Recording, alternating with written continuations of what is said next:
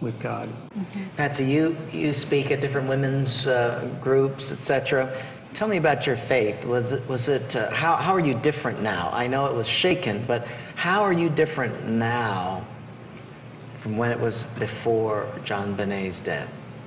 What has it changed in you? Has it changed for the better, for the worse? Are you softer, tougher?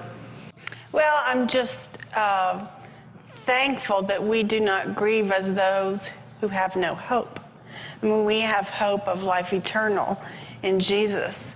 And without that, I would never see Jean Benet again. But because I believe in the death and resurrection and that we will again be reunited, it gives me hope to get up in the morning. It's just everything. It is just everything. When you have nothing left, but you know I have children on this earth that need me, and I love, and I have a job to do that God has given me to do, and I try to listen for that daily. But I know, and of course I'm going through cancer again, and I don't know how long I'll live. God knows. And until that day, I will profess his name to everyone I can. But I know that when I'm absent from the body, I will be at home with the Lord.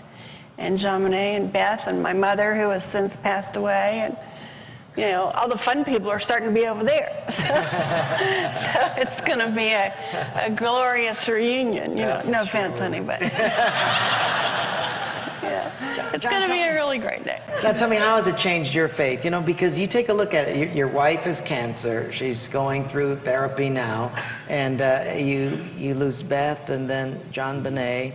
And you say, well, have I sinned? What have I done? Well, I certainly examined that, I guess, in my head when we lost Beth in great detail. And it was a struggle for me to...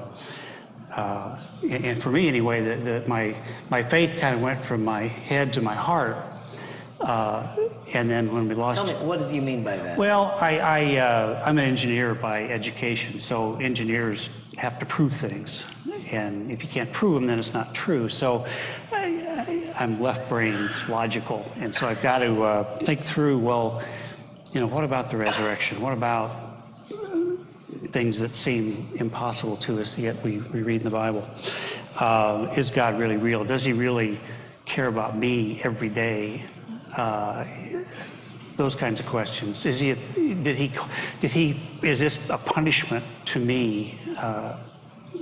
And I had to answer intellectually all those questions, I think, and got very comfortable with them. And you know, they say, and the Bible tells us faith is a gift, but I still had to kind of analyze it, and then move past that to where I believed, and I didn't have to analyze it anymore.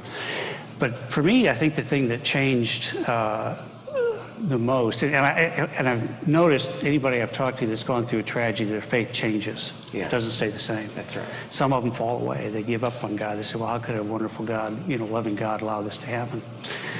But for me, the key was, and because we were so unable to control or to affect what was going on around us, that I learned to trust God.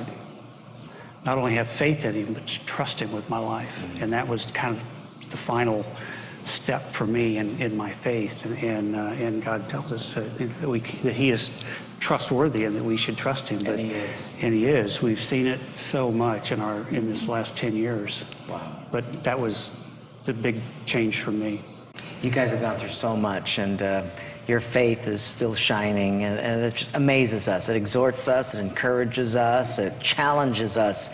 When we're going to close, but we're going to continue this again next time. And I want to ask you about the fact that if you ever found out who did this, would you be able to forgive them? And we'll talk about that. But for now, we want to just say thank you for encouraging our faith and helping us to be people who trust in God. Thank you from all of us at Connected Point. Thank you. Thank you for being with us. We love you so much. Yeah. Tell them thank you, would you?